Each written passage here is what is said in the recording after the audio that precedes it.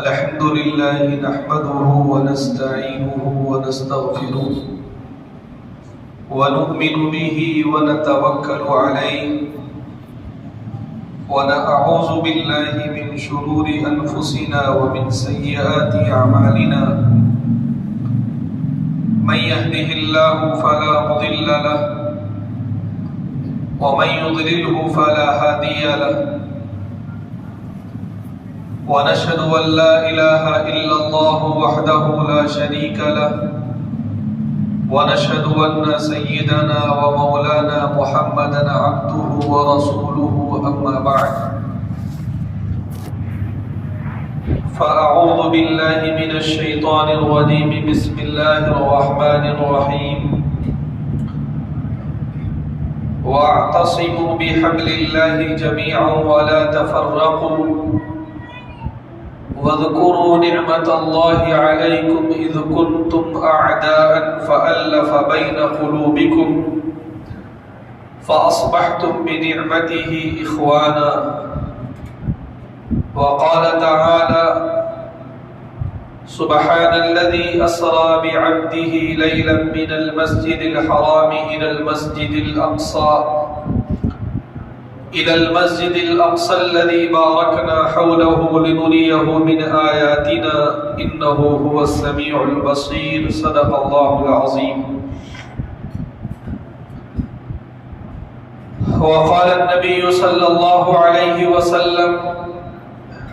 المؤمن للمؤمن كالبنيان يشد بعضه بعضا أو كما قال صلى الله عليه وسلم. ایک ہو جائے تو بن سکتے ہیں خورشید مبیں، ایک ہو جائے تو بن سکتے ہیں خورشید مبیں، ورنہ ان بکھرے ہوئے تاروں سے کیا بات بنے. قابل صد احترام میرے بزرگوں، بھائیوں، عزیزوں اور دوستوں، پچھلے جمعہ بات کی شروعات یہاں سے ہوئی کہ نبی پاک صلی اللہ علیہ وسلم کا ایک حق صحابہ اور اہل بیت سے محبت کرنا ہے. صحابہ اور اہل بیت سے محبت اس وجہ سے ہے کہ ان کا تعلق حضور پاک صلی اللہ علیہ وسلم سے ہے. لہذا ایمان کا تقاضا یہ ہے کہ ہر وہ چیز جس کا تعلق رسول اللہ صلی اللہ علیہ وسلم سے کسی نہ کسی اعتبار سے ثابت ہو، اس سے ہمیں محبت ہونی چاہیے. مسجد اقصی اور فلسطین کا جو مسئلہ چل رہا ہے اس کے تعلق سے ہم نے عرض کیا تھا کہ مسجد اقصی وہ مبارک مقام ہے جس کے بارے میں اللہ نے فرمایا کہ یہ ایسی مقدس جگہ ہے کہ اس کے ارد گرد جو جگہیں ہیں وہاں پر بھی ہم برکت نازل کرتے ہیں. مسجد اقصی وہ جگہ ہے، آپ صلی اللہ علیہ وسلم مکے میں 13 سال مقیم رہے اور ہمیشہ آپ نے اس انداز سے نماز پڑھی کہ آپ کا رخ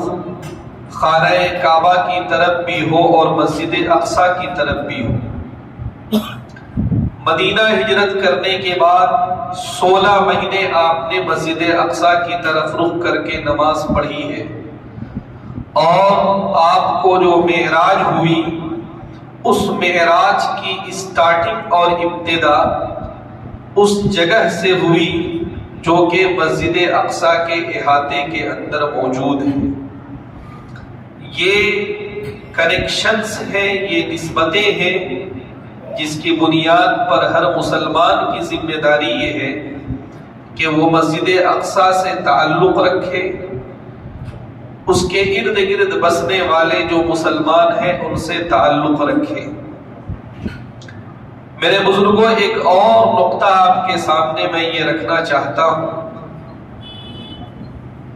کہ حضور پاک صلی اللہ علیہ وسلم کو جو معراج ہوئی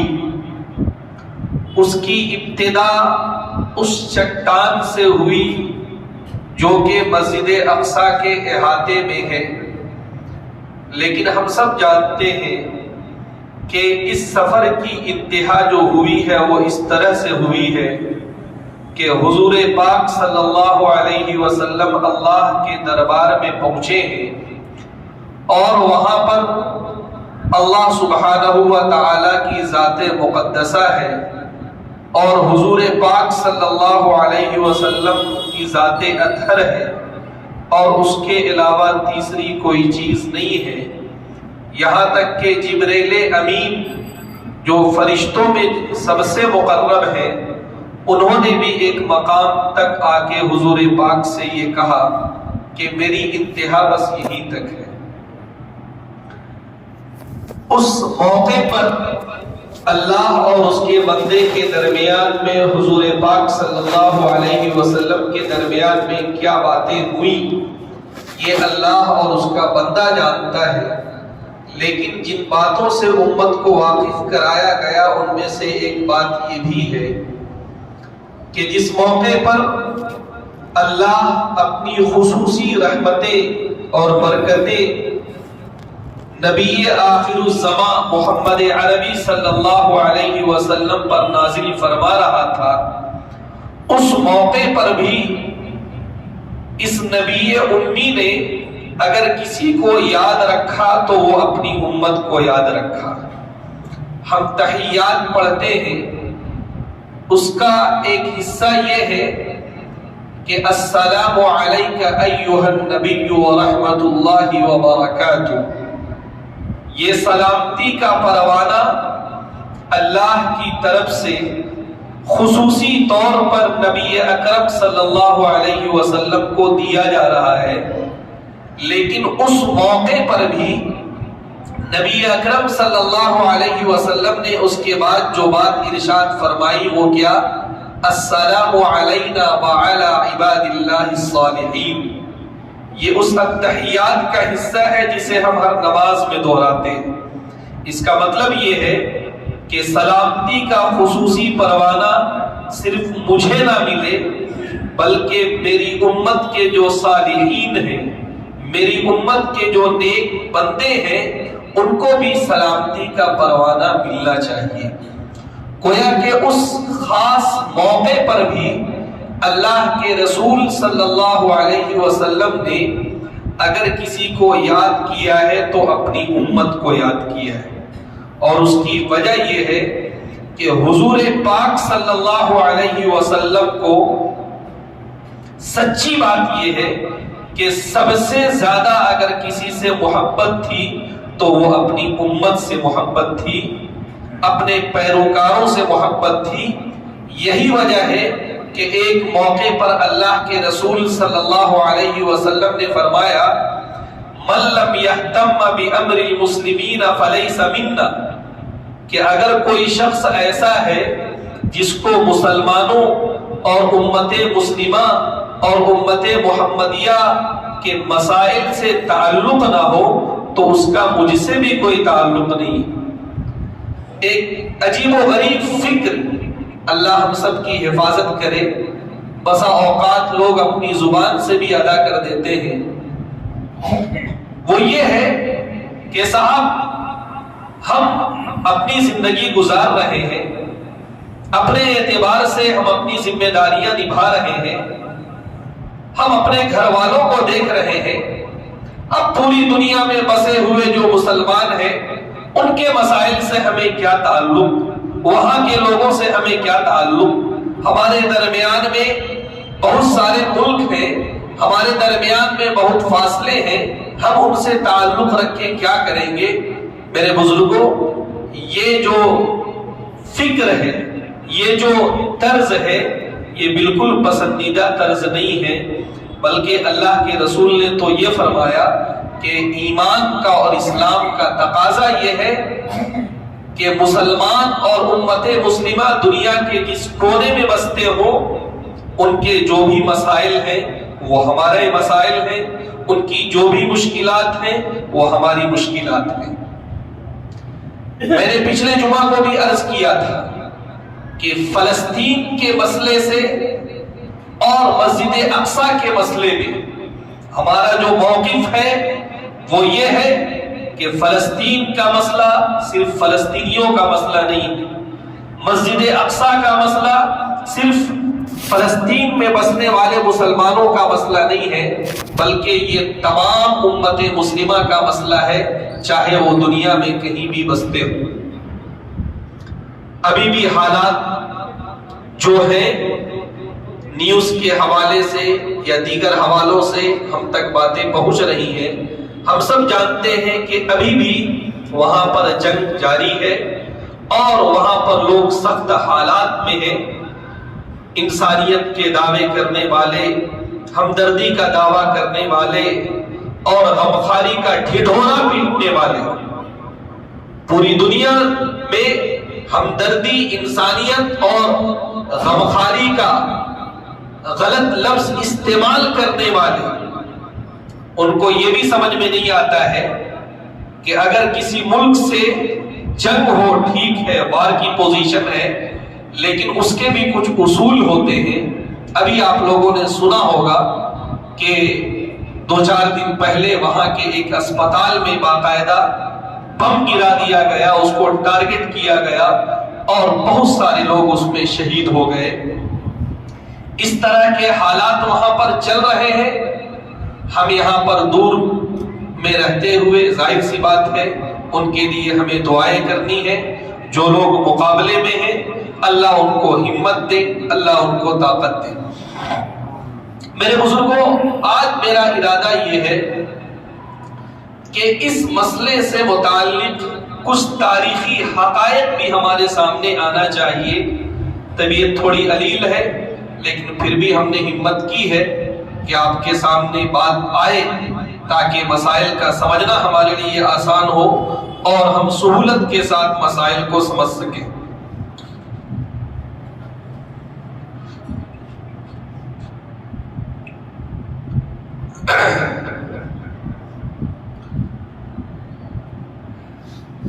سب سے اہم اور بنیادی بات یہ ہے کہ وہ فلسطین جو مسلمانوں کا تھا، کئی صدیوں سے مسلمان وہاں پر آباد چلے آ رہے تھے۔ مسجد اقصی جو کہ مسلمانوں کے یہاں ایک مقدس ترین جگہ ہے، یہ ان 3 جگہوں میں سے ایک ہے جس کی طرف رخ کرنے کا اللہ کے رسول صلی اللہ علیہ وسلم نے حکم دیا، جس کی طرف سفر کرنے کا اللہ کے رسول صلی اللہ علیہ وسلم نے حکم دیا۔ آخر یہودیوں کو وہاں کیسے لایا گیا، کیسے آباد کیا گیا، یہودیوں کا وہاں سے کیا تعلق ہے، ان حقائق کو بھی سمجھنا ضروری ہے۔ میرے بزرگوں، ہم سب جانتے ہیں کہ حضرت ابراہیم علیہ السلام ایک جلیل القدر نبی، آپ کو ابو الانبیاء کا بھی خطاب ملا ہے۔ آپ کی پیدائش موجودہ عراق نامی جو ملک ہے وہاں پر ہوئی۔ آپ وہاں پر پیدا ہوئے۔ آپ جس ماحول میں پیدا ہوئے وہ کفر کا ماحول تھا، وہ شرک کا ماحول تھا، وہ بت پرستی کا ماحول تھا۔ آپ نے وہاں پر آنکھیں کھولی، اللہ کی طرف سے آپ کو نبوت عطا کی گئی، آپ کے اوپر ذمہ داری ڈالی گئی۔ آپ نے وہاں پر اپنے خاندان کے لوگوں کو، اپنے محلے والوں کو، اپنے پڑوس کے لوگوں کو اور اپنے شہر کے لوگوں کو مخاطب کرنا شروع کیا۔ اس کے بعد ایک مرحلہ وہ آیا کہ حضرت ابراہیم علیہ السلام کے خلاف سازشیں ہوئی، آپ کو آگ میں ڈالا گیا۔ پھر اللہ کی طرف سے حکم یہ ہو گیا کہ اب جو ہے ان کی ہدایت ناممکن ہے، اس وجہ سے اب یہاں سے ہجرت کیا جائے۔ حضرت ابراہیم علیہ السلام نے عراق سے ہجرت کیا اور مصر ہوتے ہوئے آپ جس علاقے میں پہنچے ہیں وہ آج کے زمانے سے کے اعتبار سے وہی علاقہ ہے جسے ہم فلسطین کہتے ہیں۔ پرانے زمانے کے اعتبار سے جو شام تھا، وہ شام، موجودہ شام، فلسطین، اردن اور اس کے علاوہ بہت سارے ملکوں پر محیط تھا۔ کتابوں میں جو ذکر آتا ہے وہ یہی آتا ہے کہ آپ نے عراق سے شام کا رخ کیا، لیکن موجودہ نقشوں کو اور موجودہ ملکوں کے جو نام ہیں ان کو اگر سامنے رکھا جائے تو یہ بات واضح ہو جاتی ہے کہ حضرت ابراہیم علیہ السلام جب عراق کی زمین آپ کے لیے تنگ کر دی گئی تو مصر سے ہوتے ہوئے آپ جس علاقے تک پہنچے ہیں وہ وہی جگہ ہے جو کہ ابھی موجودہ فلسطین کا علاقہ ہے۔ آپ وہاں پر اپنی دونوں اہلیہ کے ساتھ آباد ہوئے، اور اس کے بعد آپ جانتے ہیں کہ اللہ کے حکم سے آپ نے اپنی اہلیہ حضرت ہاجرہ کو اور حضرت اسماعیل کو مکہ نامی جو شہر ہے وہاں پر آباد کیا۔ باپ اور بیٹے نے مل کر کعبۃ اللہ کی تعمیر کی، اور ان کو یہ کہہ دیا گیا کہ اللہ کا حکم یہ ہے کہ اس وادی غیر ذی زرع میں آپ کو رہنا ہے۔ ماں اور بیٹے وہاں رہنے لگے، اور حضرت ابراہیم علیہ السلام پھر سے فلسطین واپس آ گئے۔ حضرت ابراہیم علیہ السلام فلسطین میں رہے،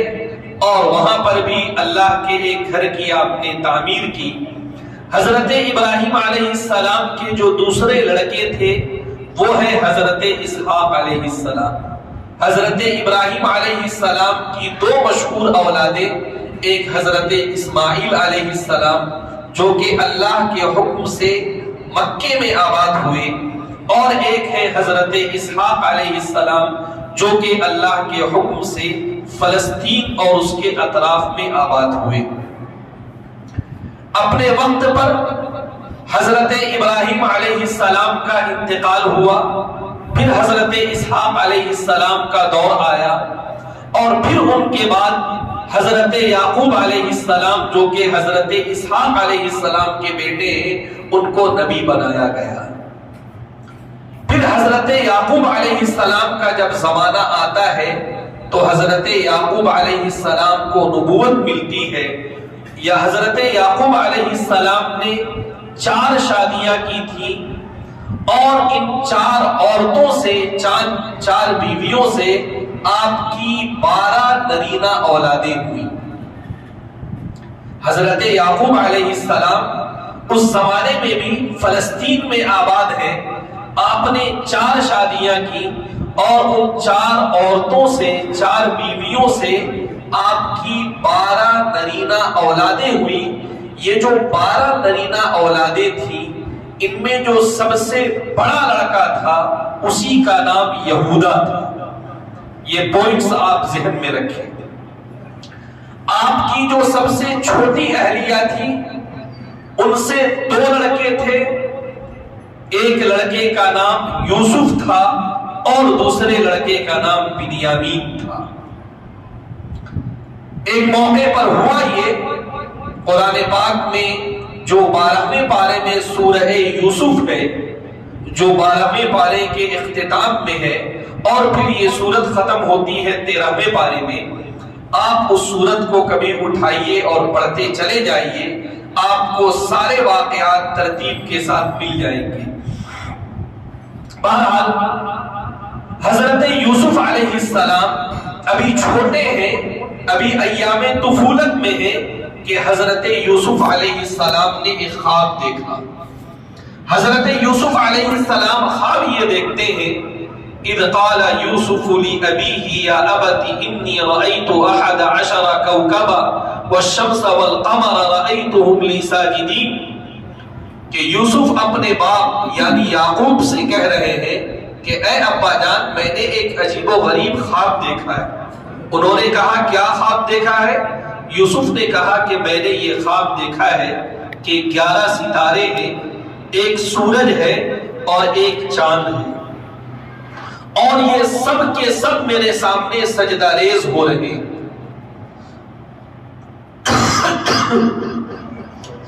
حضرت یوسف علیہ السلام نے اپنا یہ خواب اپنے والد محترم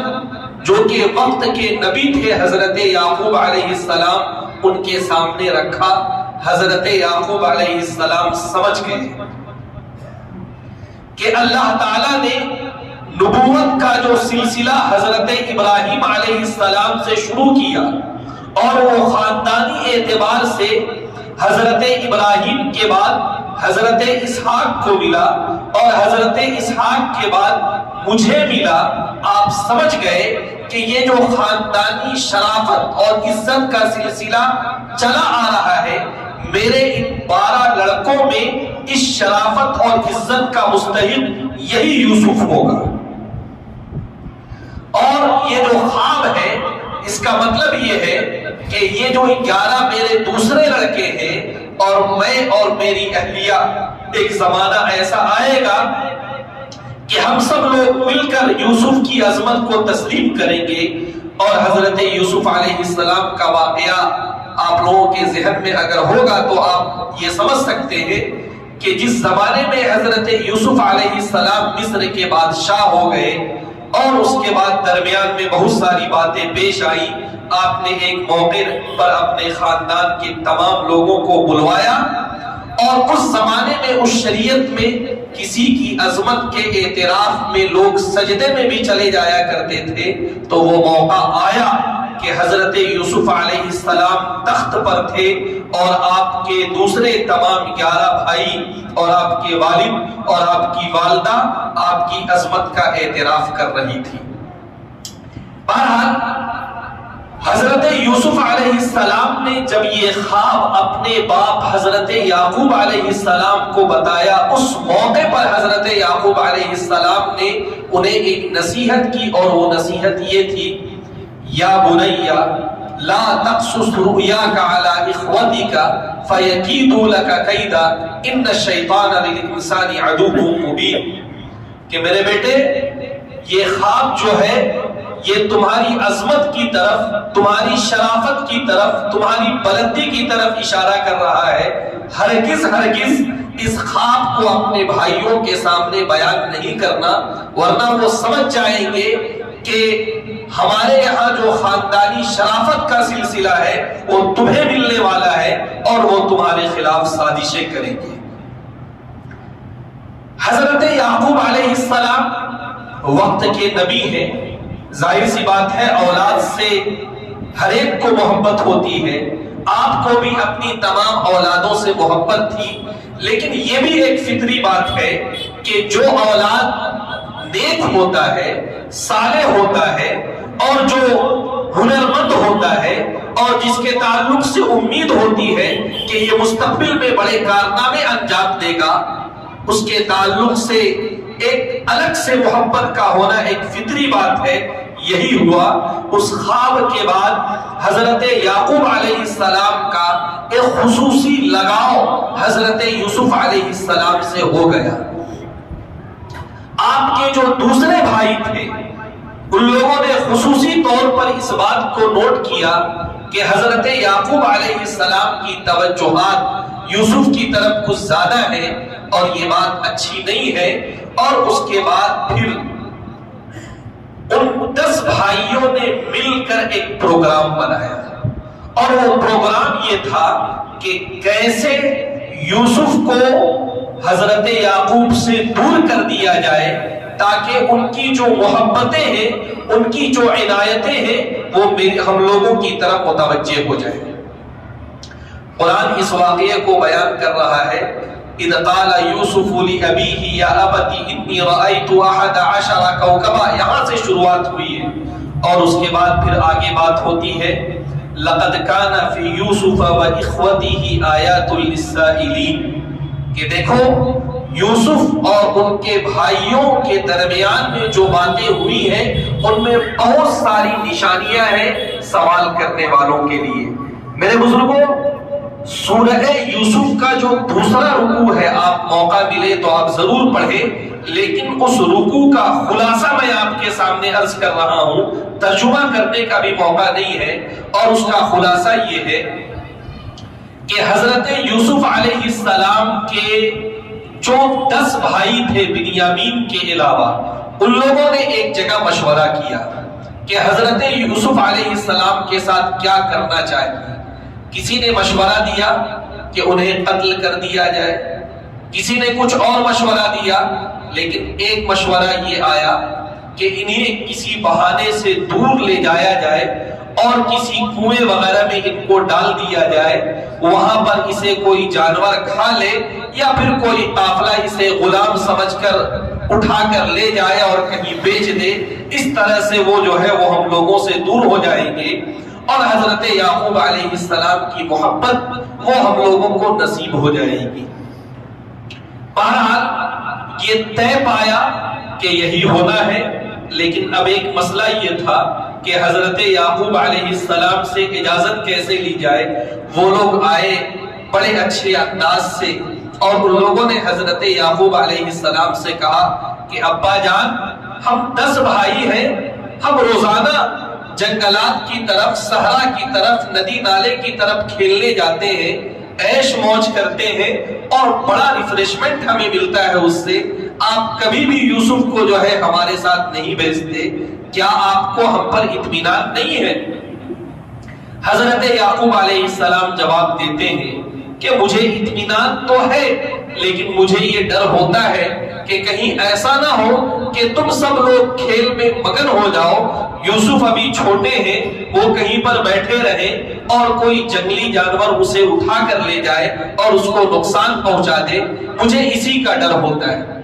پھر ان لوگوں نے کہا کہ ابا جان، یہ کون سی بات ہوئی؟ یوسف ہمارے بھی بھائی ہیں اور ہم پوری ایک جماعت ہیں، وَنَحْنُ عُصْبَةٌ، ہم پوری ایک جماعت ہیں، ہم اس کی حفاظت کے لیے کافی ہیں، لہٰذا ہماری درخواست ہے کہ آپ یوسف کو ہمارے ساتھ بھیج دیں۔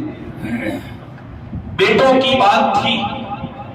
آپ نے حضرت یوسف کو ان کے ساتھ بھیج دیا۔ جب وہ ان کو لے کر صحرا میں گئے تو پروگرام کے مطابق حضرت یوسف علیہ السلام کو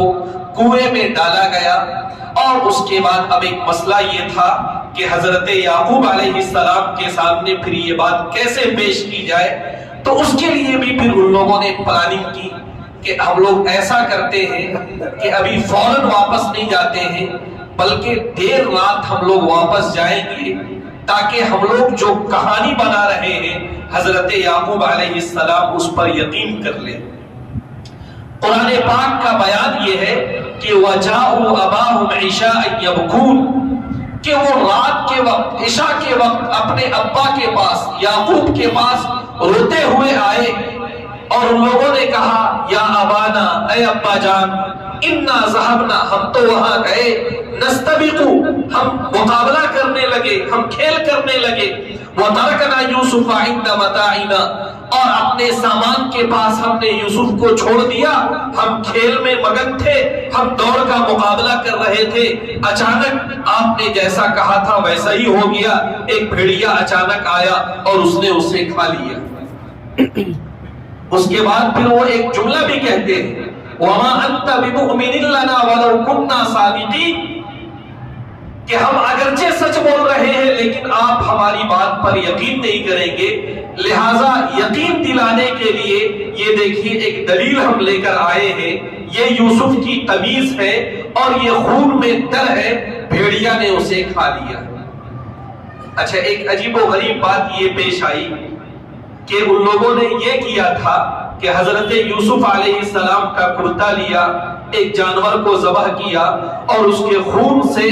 اس کرتے کو تر کر دیا اور حضرت یعقوب علیہ السلام کے سامنے اسے پیش کیا۔ اگر کوئی بھیڑیا کسی بچے کو یا کسی انسان پر وہ حملہ کرے تو ظاہر سی بات ہے کپڑا پھٹے گا، اس میں نشانات ہوں گے، لیکن وہ کپڑا بالکل صحیح سالم تھا، کہیں پر بھی وہ کپڑا پھٹا ہوا نہیں تھا، اس میں کوئی بھی جو ہے دانت وغیرہ کے نشانات نہیں تھے۔ حضرت یعقوب علیہ السلام سمجھ گئے کہ یہ جو کہانی پیش کر رہے ہیں یہ صرف مجھے مطمئن کرنے کے لیے، ورنہ اس میں کوئی سچائی نہیں ہے کہ یوسف کو بھیڑیا نے کھایا ہے۔ اگر سچائی ہوتی تو کپڑے میں بھی خراش کے نشانات ہوتے، کپڑا پھٹا ہوا ہوتا، کپڑا صحیح سالم ہے، کہ اس بات کی دلیل ہے کہ حضرت یوسف علیہ السلام کے ساتھ کوئی اور ہی معاملہ ہوا ہے۔ اس وقت وہ کہتے ہیں کہ اب میں کیا کروں، میں تو بوڑھا مجبور ہوں، فصبر جمیل، تو صبر کرنا ہی بہتر ہے، اللہ المستعان علی ما تصفون، اور جو کچھ تم بیان کر رہے ہو اس کے تعلق سے تو میں اللہ ہی سے مدد چاہتا ہوں۔ دوسری طرف جو مسئلہ ہوا وہ یہ ہوا کہ ایک قافلہ آیا، اسے پانی کی تلاش تھی، پانی کی تلاش میں وہ کنویں تک پہنچا، اس نے ڈول ڈالا، ڈول میں حضرت یوسف علیہ السلام نکلے۔ ایک خوبصورت بچہ جب قافلے والوں نے دیکھا تو مصر میں لے جا کر اسے فروخت کر دیا اور عزیز مصر نے آپ کو خرید لیا۔ میرے بزرگوں، میں نے یہ جو واقعہ آپ کے سامنے رکھا ہے وہ صرف اس لیے آپ یہ بات یاد رکھیں کہ آج کے زمانے میں جسے ہم قوم یہود کہتے ہیں، آج کے زمانے میں جسے ہم بنی اسرائیل کہتے ہیں، یا اور بھی کسی نام سے آپ یاد کریں، ان کی جو شروعات ہے وہ یہیں سے ہے۔ حضرت یعقوب علیہ السلام کے جو 12 لڑکے تھے، ان 12 لڑکوں سے جو نسلیں چلی وہی نسل آگے چل کر قوم یہود کہلائی، اور یہ جو 12 نسلوں کے باپ تھے، جن میں جو سب سے بڑے تھے جن کا نام یہودا تھا،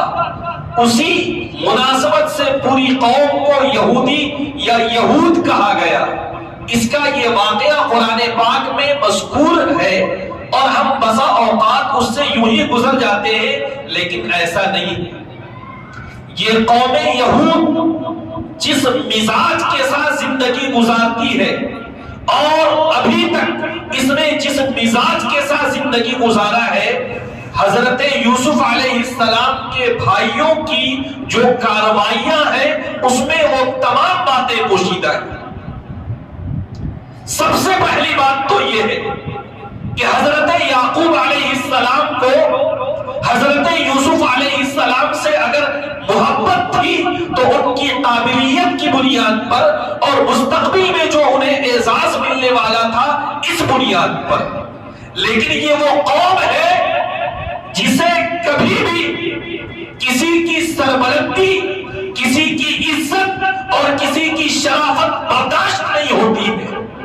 یہ قوم شروع سے اس بات کی قائل ہے کہ شرافت کے مستحق صرف ہم، عزت کے مستحق صرف ہم، ہمارے علاوہ دنیا میں جتنے لوگ ہیں، آپ پڑھیں یہودیوں کے عقائد پڑھیں، قرآن میں بیان کیا ہے، ان یہودیوں کا عقیدہ یہ ہے نحن ابناء اللہ واحباؤہ، ہم اللہ کے بیٹے اور اس کے محبوب ہیں، ہمارے علاوہ دنیا میں جتنے لوگ ہیں وہ انسان کی شکل میں وہ جانور ہے۔ یہ ان کا بنیادی عقیدہ ہے، یہ ان کی مذہبی کتابوں میں اور ان کے علماء کے فتاوے میں یہ بات لکھی ہے کہ انسان ہونے کا حق اور انسانی حقوق کا حق اور انسان ہونے کی بنیاد پر جو رائٹس ملتے ہیں اس کا حق اگر کسی کو ہے تو وہ صرف قوم یہود کو ہے۔ یہ بات ان کے یہاں ان کی ابتدا سے ہے کہ باپ کی محبت یوسف کی طرف کیوں جائے، باپ کی محبت وہ ہمیں ملنی چاہیے، باپ کا اٹینشن ہمیں ملنا چاہیے، باپ کی توجہات ہمیں ملنا چاہیے۔ اب آگے چلیں، حضرت یوسف علیہ السلام کے بھائیوں کا مشورہ یہ شروع سے رہا ہے۔ ان کی پلاننگ تو ایسی پلاننگ ہوتی ہے کہ قرآن یہ کہتا ہے وَإِن كَانَ مَكْرُهُمْ لِتَزُولَ مِنْهُ الْجِبَالُ، ان کی پلاننگ ایسی ہوتی ہے کہ پہاڑوں کو ہلا کر رکھتے ہیں۔ ان کا کام ہمیشہ سے یہی رہا ہے، ان کے اندر کسی سے آمنے سامنے مقابلے کی ہمت کبھی نہیں رہی ہے۔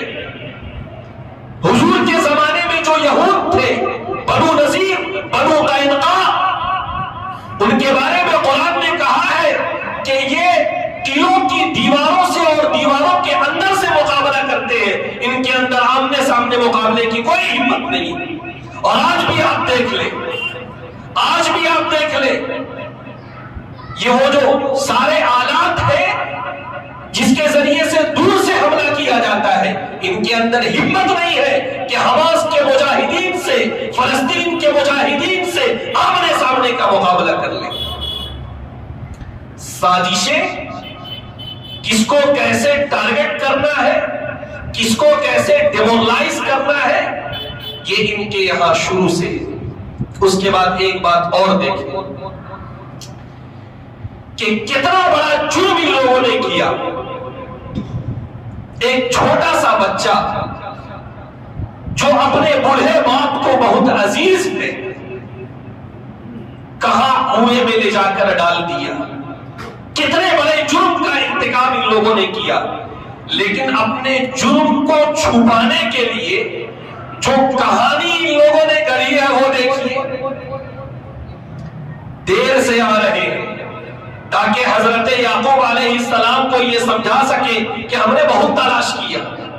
ہم نے ان کو بچانے کی اپنے اعتبار سے پوری کوشش کر لی. جانور ذبح کر کے اس کا خون جو ہے اس کی قمیص میں ملا کر لا رہے ہیں، حضرت یوسف کی قمیص لا رہے ہیں تاکہ ہم جو بول رہے ہیں اس کی سچائی کا کسی نہ کسی درجے میں یقین ہو جائے. یہ شروع سے ان کے یہاں رہا ہے، آج بھی ان کے یہاں یہی بات ہے. بڑے بڑے جرائم یہ کرتے ہیں، لیکن میڈیا کی طاقت ان کے پاس، مال و دولت ان کے پاس، عہدے ان کے پاس، ان تمام چیزوں کو استعمال کرتے ہوئے اپنے بڑے بڑے جرائم کو پر یہ پردہ ڈالتے ہیں. اور خدا نخواستہ ان کے خلاف اگر ذرا سا کوئی آواز اٹھا دے، اگر ان کو ذرا سا کوئی نقصان پہنچا دے تو ایسا معاملہ مچاتے ہیں جیسے کہ ان کے اوپر کیا مصیبت آ پڑی. آپ ابھی دیکھیں یہ جو اسرائیل نامی ملک ہے، ایک سازش کے تحت ظلم اور جبر اختیار کرتے ہوئے اس کو قائم کیا گیا 1948 میں. ہمارا یہ ملک برطانیہ کے چنگل سے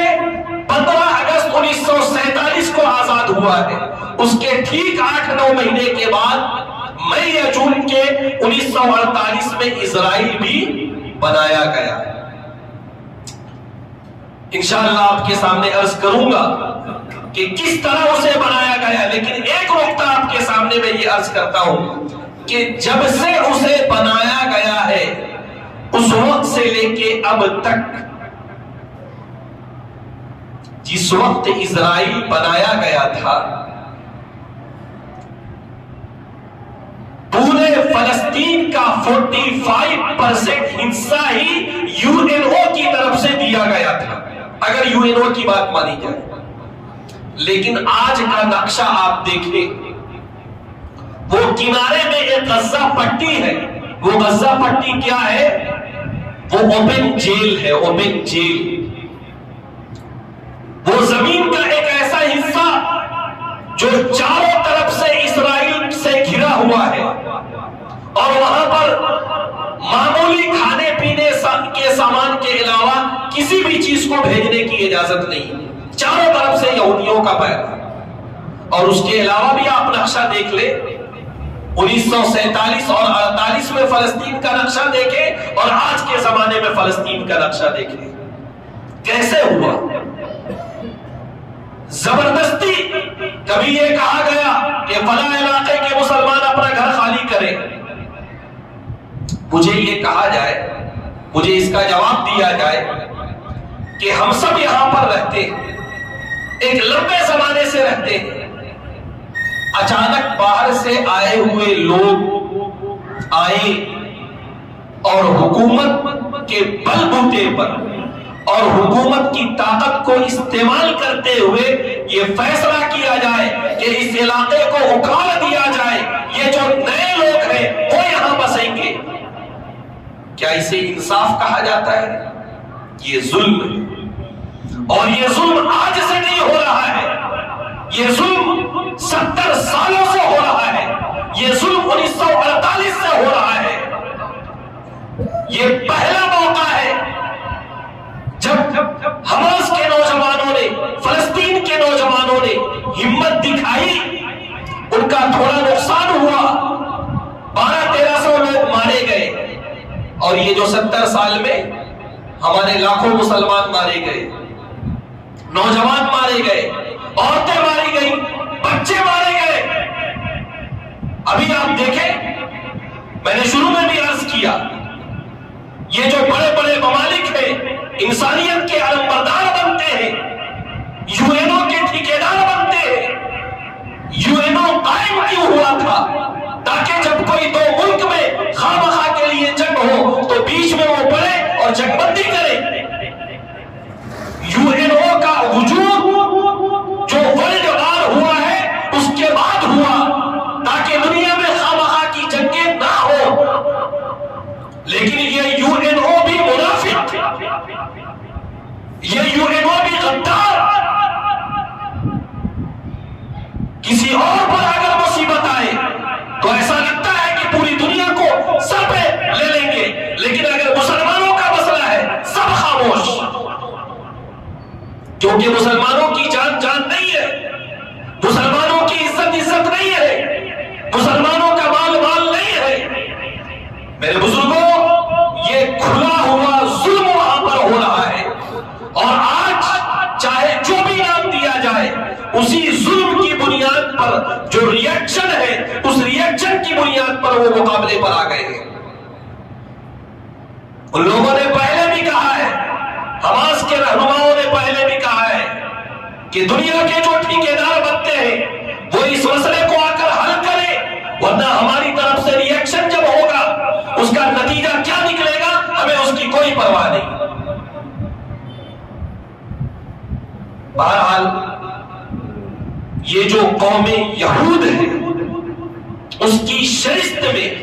اور اس کا جو مزاج، اس کے مزاج کا جو خمیر تیار ہوا ہے وہ اس طرح سے تیار ہوا ہے۔ غداری ان کی فطرت میں، سازش ان کی فطرت میں، ظلم ان کی فطرت میں۔ اور میں یہ کہتا ہوں کہ یہ وہ قوم ہے جس قوم نے نبیوں کو قتل کیا ہے۔ ہمیں ان سے وفا کی ہے امید جو نہیں جانتے کہ وفا کیا ہے۔ انسانوں میں جو سب سے اعلیٰ جماعت ہوتی ہے نبیوں کی، نبیوں کو انہوں نے قتل کیا ہے، قرآن اس کی گواہی دے رہا ہے۔ یہ عام لوگوں کے ساتھ کہاں انسانیت کا معاملہ کریں گے؟ ان کے دل اتنے سخت ہیں کہ اللہ کے جو نیک بندے ہوتے ہیں، جو مقربین ہوتے ہیں، ان کے تعلق سے جب ان کا دل نہیں پسیجتا تو دیگر لوگوں کے تعلق سے ان کا دل کیا پسیجے گا؟ انشاءاللہ اگر موقع رہا آپ کے سامنے عرض کروں گا، یہی وجہ ہے کہ آپ ان کی تاریخ اٹھا کر دیکھیے، کبھی بھی ان کو کوئی ایک ملک نصیب نہیں ہوا،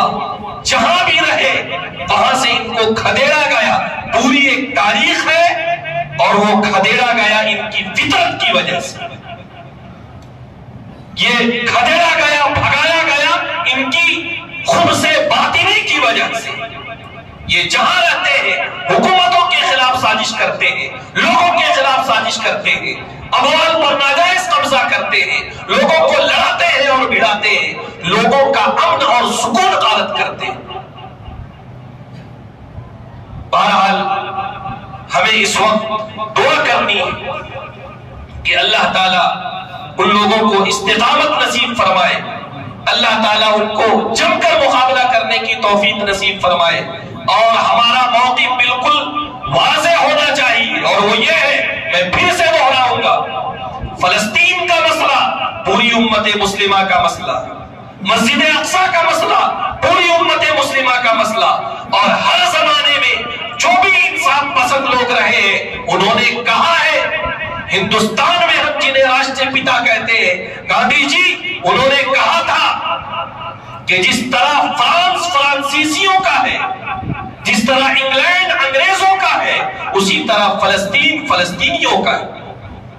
جی، جو بھی انصاف پسند آدمی ہے وہ اس بات کا اقرار کرتا ہے کہ زبردستی ان کو وہاں پر بسایا گیا، ظلم کی بنیاد پر اور دھاندلی کی بنیاد پر، اور اسے کبھی تسلیم نہیں کیا جائے گا۔